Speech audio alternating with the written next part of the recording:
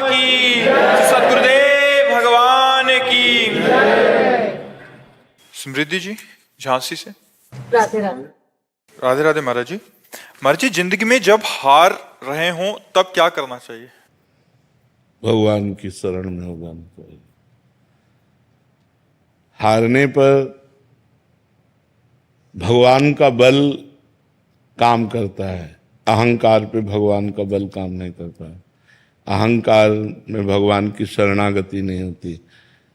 सुनेरी मैंने निर्बल के बलराम, अपबल तपबल और बाहुबल, चौथो बल है दाम, सूर किशोर कृपाते सब बल, हारे को हरि नाम।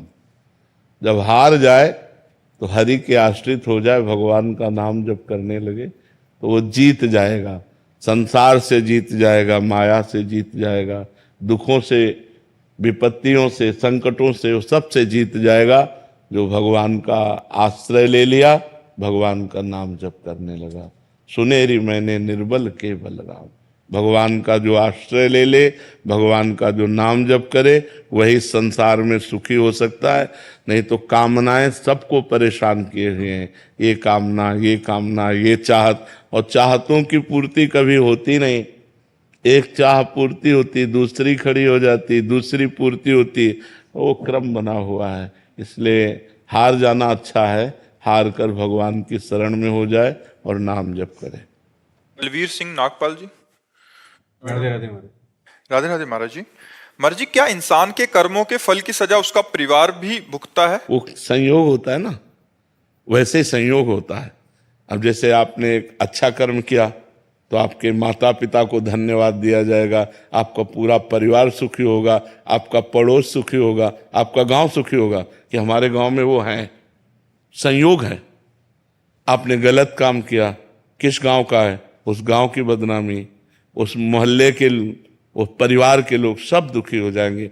तो कर्म का ऐसा जाल है कि वो जहां तक हमारा संबंध होता है वहां तक प्रभाव डालता है। तो अगर संबंध हमसे आपसे नहीं है तो कोई प्रभाव नहीं, अगर है तो दुखी हो। मान लो शिष्य है तो हम भी दुखी हो जाएंगे, अच्छा ऐसा हुआ, हे भगवान उसकी रक्षा करना। संबंध का प्रभाव दुख सुख का अनुभव कराता है। तो जहां तक हमारा संबंध है शरीर से, वहां तक हमारे कर्म से संबंध है, और उसको दुख भोगना पड़ेगा। बहुत दूर का रिश्ता है पर संबंध है, कोई घटना अच्छा ऐसा हुआ, तो हमको जितना संबंध है उतना दुख होगा। घनिष्ठ संबंध है तो व्यथा इतनी बढ़ जाएगी कि आप सह नहीं पाएंगे, रोने लगेंगे।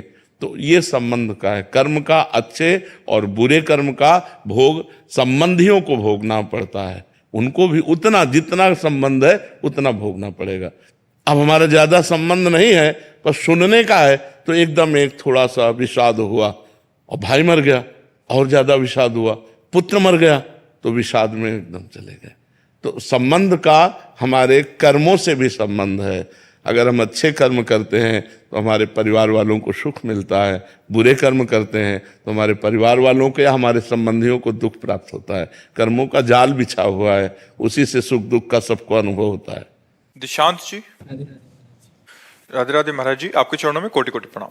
गुरुदेव भगवान, मैं पिछले 6 महीने से अपने पिताजी के जरिए आपसे जुड़ा। आपका सत्संग और एकांतिक वार्तालाप सुनकर भगवान शिव जी की भक्ति में का हृदय में प्रकाश हुआ।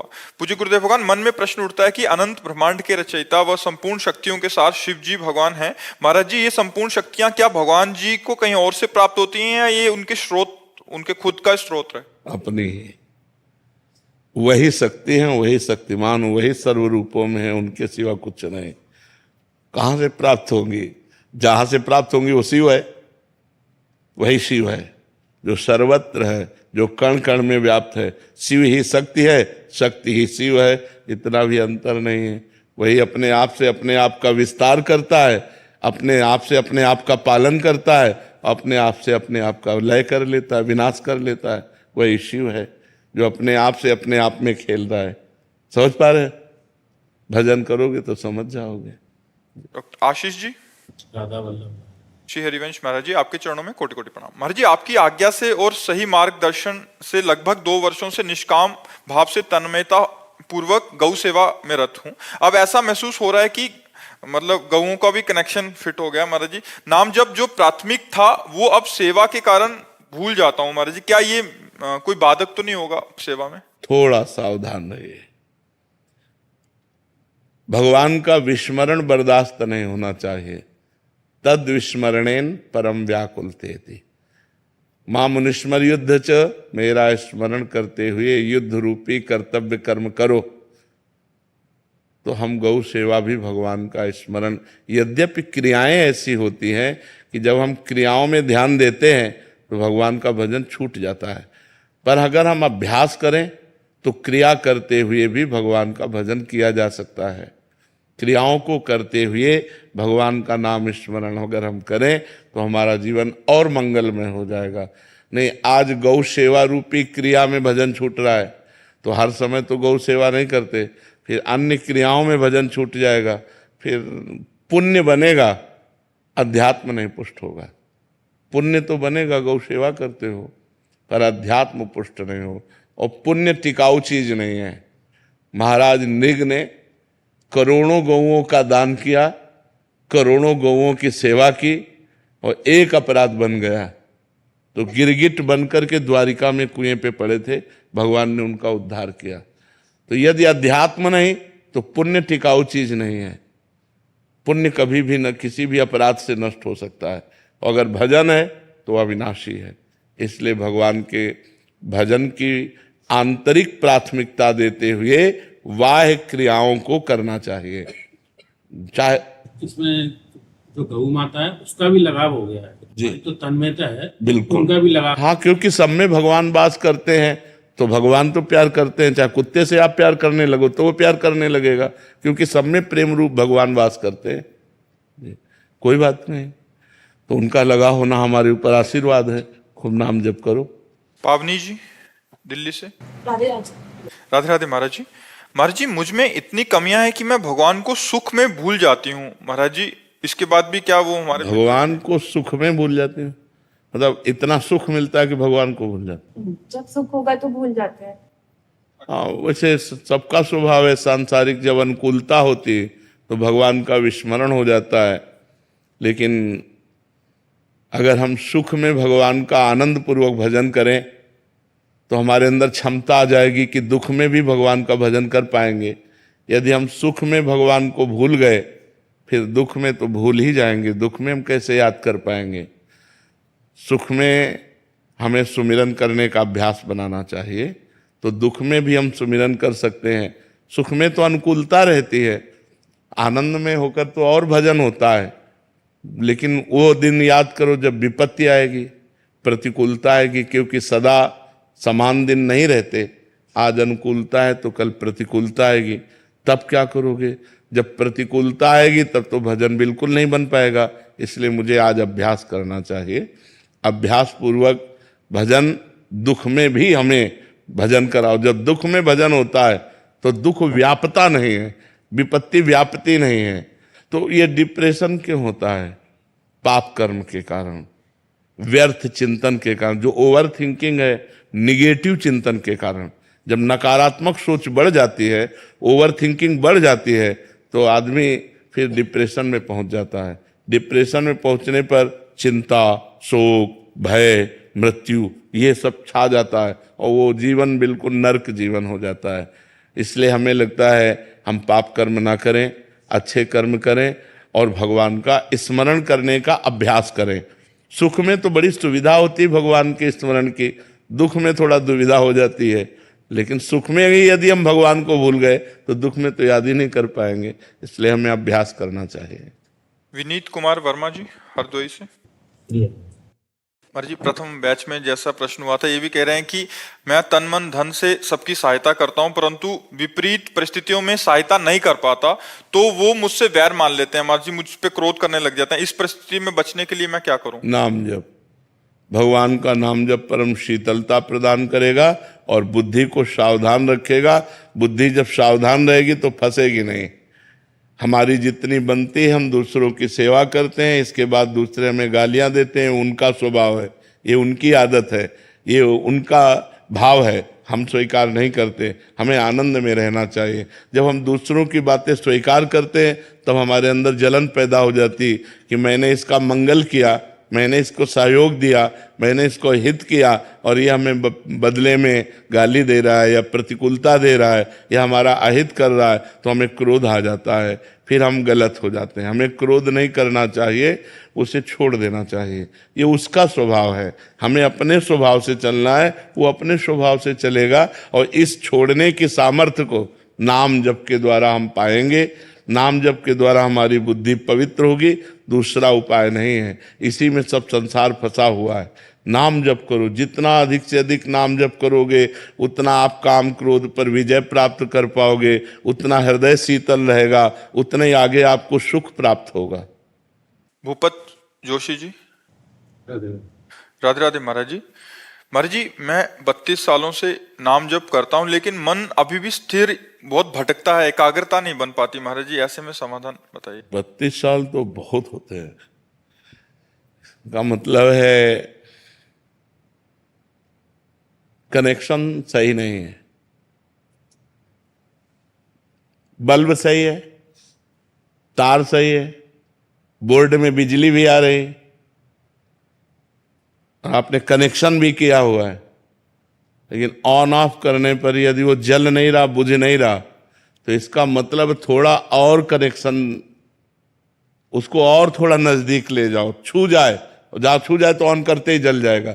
32 साल से भजन कर रहे हैं, निरंतर तो नहीं कर रहे हैं, क्योंकि अपने लोगों का जीवन ही भजन है। निरंतर नहीं कर रहे और एकाग्रता पूर्वक नहीं कर रहे और भगवत प्राप्ति का लक्ष्य नहीं बना है।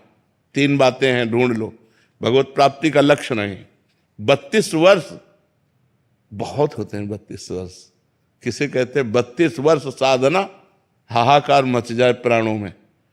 तो भगवत प्राप्ति का लक्ष्य नहीं है, एकाग्रता नहीं है और निरंतरता नहीं। ये 3 शब्द देख लीजिए, इन्हीं तीनों को जीवन में ले आओ तो 1 वर्ष में हृदय में परिवर्तन हो जाए। 1 वर्ष में लक्ष्य बनाओ भगवत प्राप्ति और निरंतर। सातु दीर्घ काल निरंतर सत्कार सेवितो दृढ़ भूमि, पातंजलि योग। वो कह रहे हैं यदि दीर्घ काल तक निरंतर नाम जप किया जाए आदर के सहित, तो दृढ़ भूमि अर्थात भगवत भाव प्रकट हो जाएगा। निरंतर नाम जप चलने लगेगा, श्वास श्वास में नाम जप, रोम रोम में उसकी स्फूर्ति का अनुभव होने लगेगा। हम थोड़ा एकाग्रता करें, लक्ष्य भगवत प्राप्ति बनाएं और निरंतर जपने का अभ्यास करें। उठते बैठते चलते फिरते तो नाम का स्वाद मिल जाए। जब स्वाद मिल जाएगा ना, अभी क्या है, नाम श्वास 2 बिलग चलत हैं, इनको भेद न मोको भावे।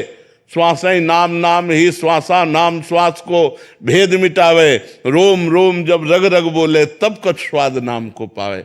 प्रत्येक श्वास में कई कई नाम जप करें हम और गाढ़।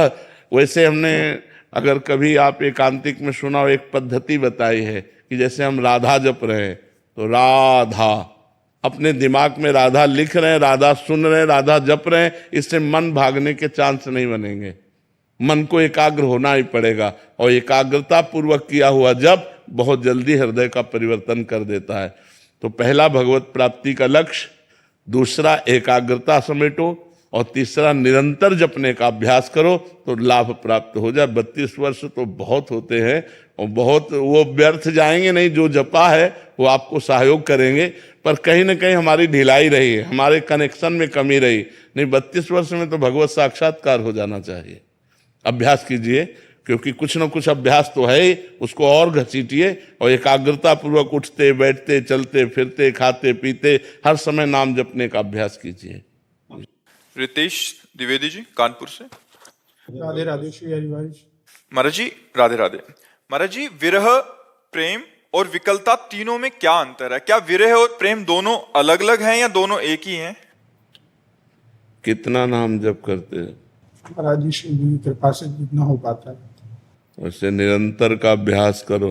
पहले नाम के द्वारा पाप का क्षय हो, हृदय में शरीर संसार से वैराग्य हो, तब तो अनुराग की तरफ। ये विरह विकलता एक ही शब्द है। विरह विकलता प्रेम उसी के हृदय में प्रकट होता है जिसके हृदय में अन्य आश्रय, अन्य आसक्ति, अन्य आशा, इनका नाश हो जाता है। एक भरोसो, एक बल, एक आस विश्वास, एक राम घनश्याम हित, चातक तुलसीदास। जैसे चातक जो है ना, स्वाति के बूंद से प्रेम करता है, मेघ से बरसे हुए। वो मर चाहे जाए, दूसरा जल स्वीकार नहीं कर सकता, प्यासा मर सकता है। एक बार एक चातक उड़ता हुआ गंगा जी से जा रहा था, तो एक बधिक ने बाण मार दिया। वो गंगा जी में गिरा तो पर ऐसे। तो कवि गोस्वामी तुलसीदास जी ने लिखा है, तो पूछा कि पुण्य जल में जहां मरते समय एक बूंद गंगा जल चला जाए तो जीव पवित्र हो जाता है, चातक तूने चोंच ऊपर क्यों कर ली? तो उसने कहा, मैं सिर्फ स्वाति के बूंद को पीता हूं, मर जाऊंगा तब चाहे गंगा जल हमारे मुंह में जाए, क्योंकि मैं सीधे आकाश से गिरे हुए स्वाति के बूंद को पीता हूं। तो एक राम घनश्याम हित, चातक तुलसीदास। एकमात्र भगवान से प्रेम, भगवान से आशा, भगवान का ही आश्रय, भगवान से ही अपनापन और निरंतर भगवान का जप, तब अंदर से उन भगवान के लिए आता है कि जिसके लिए मैंने जीवन अर्पित कर दिया, जिसको मैं निरंतर जपता हूं, जो हमारे प्राण धन है, वो हमें कब मिलेंगे? तब विकलता शुरू होती है, अंदर व्याकुलता होती है, और वही व्याकुलता ऐसा विरह रूप धारण कर लेती है कि जिया न जाए। दरस बिन दूखन लागे नैन, जब से तुम बिछुरे पिए प्यारे, कबहु न पायो चैन, दरस बिन दूखन लागे। नहीं खान पान ते भावे है, नहीं कोमल वसन सुहावे है, सब विषय लगे ते खारा है, हरियासिक का मग्न्यारा है। विरहाग्नि ही भगवान से मिलन का संयोग बनाती है। जब रुदु सुस्वरम राजन, कृष्ण दर्शन लालसा, समस्त गोपी जन एकत्रित होकर जब भगवान के दर्शन के लिए रोने लगी, तो तासा मावीर भूत छौरी, इसमें मान मुखाम्बुजा, पीतांबर धरा सृग्वी, साक्षात मनमथ मनमथा, करोड़ करोड़ कामदेवों को भी मूर्छित कर देने वाले भगवान उन्हीं के बीच में प्रकट हो गए। तो जब हमारी ऐसी विकलता हो कि मुझे कुछ और सुहाई न दे, कुछ अच्छा न लगे, लोक परलोक के भोगों से वैराग्य हो जाए, तब भगवान से विकलता होती है। ये विरह बहुत बड़ी संपत्ति है। भगवान के लिए रोना कोई छोटी बात है। लोग रोते हैं भगवान के सामने, लेकिन अपने लिए रोते हैं, मेरा काम बन जाए, मेरी समस्या का समाधान हो जाए। भगवान के प्रेम में रोना, ये तो जगत पावन करने वाला कोई महात्मा होता है। सतरति सतरति सा लोकांतार्यति, जो भगवान के लिए रोए, ये तो बहुत बड़ी बात है। भगवान के लिए विरह, भगवान के लिए व्याकुलता। जिस पर तुम हो रीझते, क्या देते रघुवीर, रोना, सिसकना, तड़पना, आहों की जागीर। आह भरकर हा कृष्ण, हा राधा, और विकल होकर अश्रु प्रवाह हो रहा है। उन आंसुओं से जो भूमि भींज रही, जगत पावन हो रहा है। मम भक्त युक्तो भुवनम पुनातु, मेरा भक्त लोक के लोक को पावन कर देता है। उसके शरीर से स्पर्श की हुई वायु दूसरों को निष्पाप करने लगती है, जिसके रोम रोम में भगवान का प्रेम प्रकट हो जाता है। ये तो बहुत दुर्लभ बात है। खूब नाम जप करो, भगवान की लीला चरित्र सुनो, अच्छे आचरणों वाले बनो, पहले ऐसे बनो, फिर आगे अध्यात्म उन्नति होगी। सुनीता जी दिल्ली से। हाँ जी, राधे राधे महाराज जी। महाराज जी, भक्ति मार्ग में आने वाली बाधाओं को दूर करने के लिए क्या करना चाहिए? भगवान है, आपको क्या दूर करना है? करो सदा तिनके रखवारी, जिम बालक राखे महतारी। भगवान कह रहे, मैं अपने भक्त की ऐसे रक्षा करता हूं जैसे अबोध बालक की माता रक्षा करती है। वो अबोध बालक है, कुछ भी खा ले, कुछ भी कर ले, तो माँ काम तो करेगी, पर एक दृष्टि अपने बच्चे पे रखेगी। तो हमारे तो भगवान शास्त्र शीर्षा पुरखा सहस्राक्षा शास्त्रपात, जिनके शास्त्रों नेत्र हैं, वो अपने भक्त को देखते रहते हैं। करो सदा तिनके रखवारी, जिमि बालक राखे महतारी। पहली बात तो ये है कि हमको बाधाओं की चिंता ही नहीं करनी, क्योंकि बाधा हरण करने वाले हमारे भगवान हैं। अब दूसरी बात है कि जो भगवान के विधान से बाधा आती है, भगवान के विधान से भी आती है। जैसे हमारा शरीर रोग से ग्रसित हो गया, कोई विपत्ति आ गई, कोई घटना घट गई, तो वो भगवान का मंगल विधान मानकर अपने प्रभु के द्वारा दी हुई कड़वी दवा है, उसे हम खा लेते हैं, उसे हम सह जाते हैं। राधा राधा राधा राधा राधा राधा। भगवान के मार्ग में बाधा तभी आपको परास्त कर पाएगी जब या तो अभिमान होगा और या शास्त्र विरुद्ध आचरण जानबूझ के करोगे, नहीं तो बाधा ही नहीं है। हरि स्मृति सर्व विपद विमोक्षणम। भगवान का स्मरण समस्त विपत्ति बाधाओं से दूर कर देता है। तो जब हर समय स्मरण चल रहा तो विपत्ति बाधा का कोई संयोग बन ही नहीं सकता। कहा हनुमंत विपत्ति प्रभु सोई, जब तो सुमिरन भजन न होई। जब भगवान का स्मरण नहीं होता, भगवान का भजन नहीं होता, तभी विपत्ति बाधा अपना प्रभाव, नहीं तो जहां राधा वहां कहां बाधा। हर समय यदि राधा राधा राधा तो कोई बाधा ही नहीं है। और जो बाधा आने वाली है तो वो मालिक हैं, सर्वसमर्थ हैं, अपने आप हटा देते हैं। बड़े कृपालु हैं भगवान। तो हम भगवान की शरण में रहकर भगवान का नाम जप करें तो कोई विपत्ति बाधा हमें परास्त नहीं कर सकती। समझ पाए आप? जी। आशीष